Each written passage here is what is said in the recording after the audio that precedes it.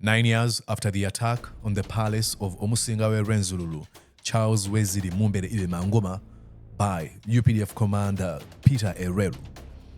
Peter Elwelu, who said some people deserved death. Those who are criminals. I don't kill anybody innocent. Those who have, they deserved death.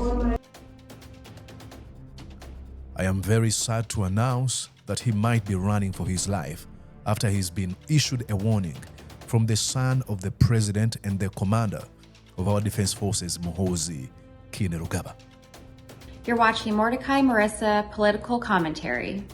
Please consider subscribing to help grow Uganda's Voices of Struggle ecosystem. Thank you. Very glad to be here on Mordecai Marissa TV. Hello, how are you doing? My name is Mordecai Marissa, and I say thank you so much for keeping your eyes on my social media platforms, especially my YouTube channel. Go on and subscribe as we continue to grow this community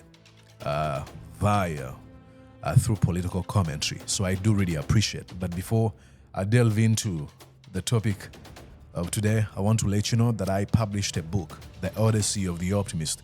That's my book, Story of My Life. You want to go on and get yourself a copy. Order one from Amazon. If you live in a country where Amazon operates, please go on and order yourself a copy, The Odyssey of the Optimist. The foreword was written by none other than the leader of opposition, Mr. Joel Senyonyi, and with beautiful comments and very wonderful commentary from other folks like Professor Jimmy Spire Sentongo, Agatha Athaire, Dalton Kawesa, Andrew Chamagero, to mention but a few. So order yourself a copy and enjoy. Let me know when you get yourself a copy. I mean, paperback is only $12 and hardcover $15 and Kindle $6. Order yourself a copy. Well, ladies and gentlemen, I don't know if you remember, I think we were told back in June 2022 that the Uganda People's Defense Force was placed on standby class 1, which is the highest level of combat readiness. And according to the reports that were spreading at that time, they said that the then deputy chief of defense forces, General Peter Elwelu, got on a radio call and spoke to all units of the UPDF and told them to be ready for combat. Now, in Uganda, according to the rumors then, they said that the son of the president, from his illusions and delusions and from his detached from reality utopia, he was planning to topple his dad, only to be sabotaged by Peter Elwelu. That's what we were told. That remains to be verified, but according to the rumors, and I truly believe in the English saying, no smoke without fire. Now, almost 2 years after that incident, we are learning that probably Muhoozi is not happy about it. He went on his X platform and wrote this, referring to General Peter Elwelu. This is what he said yesterday. I'll read you here. He said, as you can see on the screen, Elwelu is a buffoon. He's completely unworthy of our great army. He better run as fast as his small legs can carry him. There's one fool that I will arrest soon. He's hiding behind my father, but I'll capture him. He comes from Teso. Now, this is Muhoozi Kaineruga referring to former deputy CDF, calling him a buffoon, calling him completely unworthy of the Uganda People's Defense Forces. What does this say? That there's no level of obsequiousness, there's no level of loyalty you can give to these folks. The moment you question them, the moment you try to do the right thing, within your mind, you become a complete enemy. Now, Elwelu, combative, aggressive, and with that demeanor of a tough guy, is being teased and threatened by Muhoozi Kaineruga. That's what happens when you sacrifice the dignity, the respect to folks like him. He's being warned. Now, you have to remember, to have this in better context, you have to remember that in 2024, this year in May, the United States government imposed sanctions on Elweru. And Elwelu, by defense, giving his defense about this, said, "Oh, I don't need to go to the USA." These words were reiterated by Dewa Kiki, the then deputy spokesperson of the UPDF. "Oh, I don't care about USA." Now, you might want to care. I mean, if you're being hunted by your own man, Muhoozi Kaineruga, in Uganda, I'm quite certain you might be looking for your way for an exit. naye kusinziira ku bigambo bya General Elweru gwe bataddeko envumbo enaku zino, ye yennyini yagamba talina kyekimukosa kubanga talina kyayagala mu United States, kubanga bagambye tasobola okugendayo, naye n'agamba naye tayagala kugendayo, talina kyanoonyaayo. N'olwekyo ndowooza ffenna tusooke tutegeere kiki lwaki bateekako Elweru envumbo eyo, gamba tojja kujja mu USA ng'ate tayagala kugendayo, talina nakimutwalayo. One thing I do not understand about folks who serve people like Museveni is their complete suspension of reason and logic. I think that probably the more I come closer to him, the more I sort of do whatever he tells me, or he will love me. To him, you are an object. You are a tool to be used and dumped.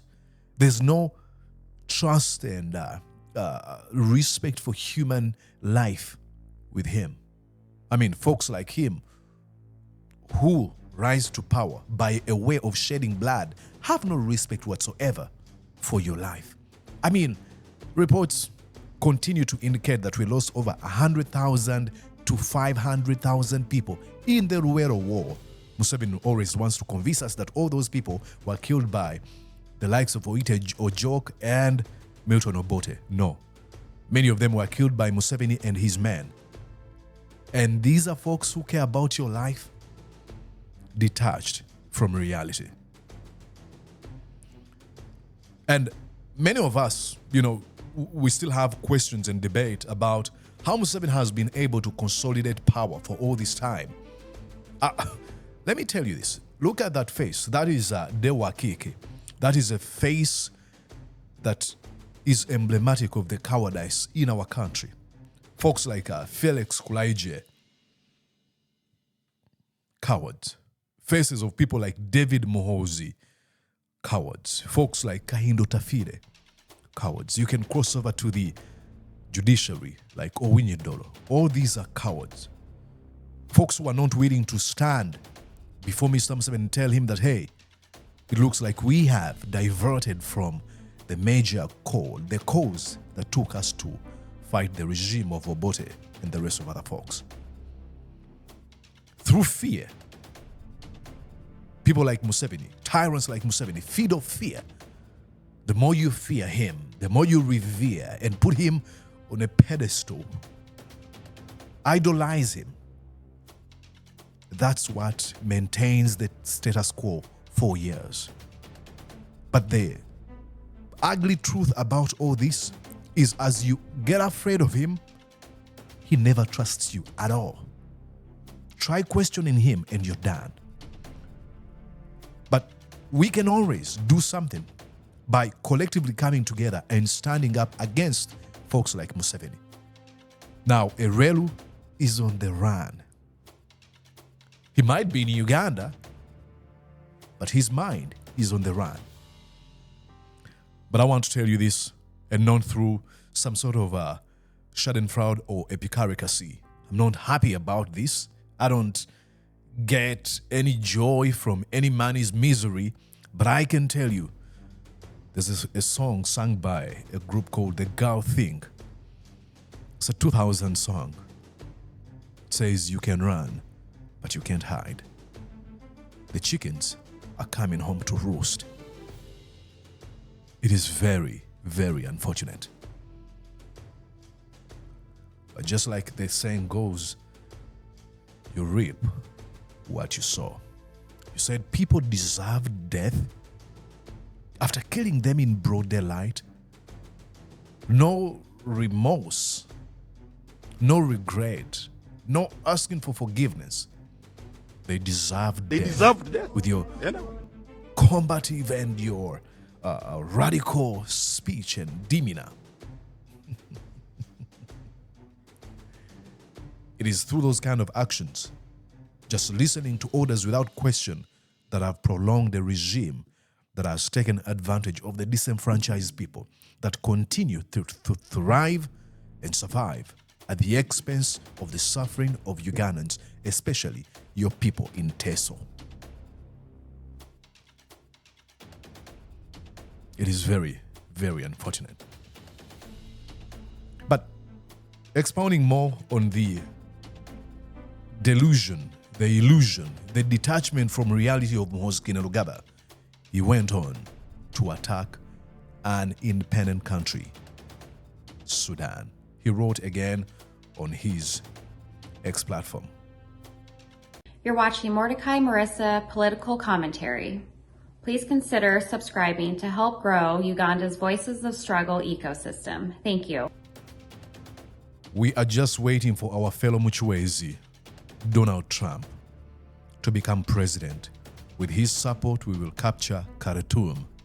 Now, this is not the first time I think the country and the world has sort of become used to his rants and tirades that are complete hogwash. This is what he said. But as a result of this, no man within the military, no member of the national resistance movement is going to come out and say, you can't say this. This violates ABC laws and, rules. No. You know why? Cowards. This is what has prolonged the regime of Mr. Museveni, bending the knee to folks like him. I mean, he did this to Kenya. His dad had to apologize to Kenya, and he deleted the post. Now he's doing the same to Sudan. Sudan was very, very quick to respond. They wrote to Uganda, and I'll read you here. The Republic of Sudan, the Ministry of Foreign Affairs, Office of the Spokesperson, and Media Directorate press statement. They say, yesterday, the commander of the Uganda People's Defense Forces, son of President Museveni, posted reckless and irresponsible remarks on the platform X, threatening to capture Khartoum as soon as US President-elect Donald Trump takes office. The unprecedented and deviant utterance displays an incredible level of disrespect for international law, the ethos of interstate relations, and the principles of mutual respect between sisterly and friendly nations. It further constitutes a complete departure from the accepted code of conduct expected of holders of high official and military positions who are required to exhibit reason, discipline, and careful choice of language in their behavior. Now, I would tell Sudan, I'll apologize on behalf of this man, but you're asking for too much from this boy. He's a Nepo baby. He's never worked a day in his life. He's been spoon-fed from the word go. And when you ask for him to be reasonable, to be disciplined, to care and be mindful in choosing the words he uses, that's asking too much from this man. He's learned from his dad, whose modus operandi is use and dump, abuse people's rights, narcissism, to mention but a few. But I digress. Here we go.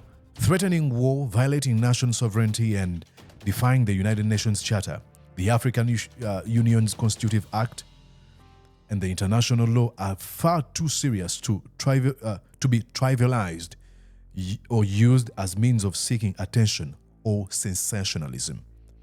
And this is what he's looking for. This is exactly what he's looking for. He doesn't even know what he's doing. But because this is how he's been raised, a man who is a graduate of Royal Military Academy, Sandhurst, cannot give a speech. Can you imagine that? Raised in Sweden, went to the best schools in the world, but he cannot even talk to the people. The government of Sudan therefore demands an official apology from the government of Uganda for these offensive and dangerous remarks. Apology, not from him, from his dad, yes. And his dad only does it just to calm down the tensions between the two countries, but he doesn't care. Remember, I'll pause here. Museveni has chosen himself to be the godfather of all nations within the Great Lakes region. He influences politics in the Democratic Republic of Congo. He's now teaching his malevolent tactics to a friend in Kenya, William Ruto. He's the one who influenced the capture of Rwanda, his friend, Kagame. He has influence over people in Burundi and South Sudan. It equally calls on African Union, regional and international organizations, and the entire international community to condemn these statements, which pose a clear threat to regional and international peace and security, and insult the dignity of Africans. Given, it is very unfortunate that the more we allow folks like Mr. Museveni to continue behaving like this, to prolong, to stay in power, this is what they become. For one man said, power corrupts, but absolute power corrupts absolutely. I always add, absolute power exposes. He's been exposed, and he might apologize, but not until we get rid of this cancer that has been eating up all these African countries. The desire to have mutual respect remains just a dream. Muhoozi Kaineruga is a complete joke. Oh boy. Now, why do I make these videos? One is to speak to my Ugandan people and whoever that might be watching from any country, that it is incumbent upon us to speak to the young people and tell them that there's better leadership. There's a better people, that Museveni and Muhoozi are not examples to be revered, admired, or celebrated. Look, folks like Adolf Hitler, Mobutu Sese Seko, or Kim Jong-un, Museveni, usually want to be revered. They want to be respected and taken as godfathers and grandfathers and founding fathers of countries. But all they do is suck blood from people. So tell young people, show them better versions of leaders. And from that, maybe we can expect the next generation to know what true leadership means. Folks like Museveni have no respect for people. And if you are that kind of a person, you don't have nothing to do with any position of leadership. Now, I'll show you how this works. Now, of all these things I've said, folks who are close to Mr. Museveni look at me as the enemy. That's the true emblematic, the true manifestation of the dictatorship that we're talking about. Even I have my people who are going to say, Mordecai, aren't you afraid of your life? What you just said. Because having dissenting voices is not a feature within regimes of dictators. But regardless, we speak. All right. My name is Mordecai Murisa. Please consider subscribing to this feed. And let me know what you think. Like this video, share it with folks. And I'll be talking to you very soon. Okay? Bye-bye. Did you enjoy what you just watched? I'm going to guess that you did. How about you consider subscribing to Mordecai Marissa YouTube channel? Thank you.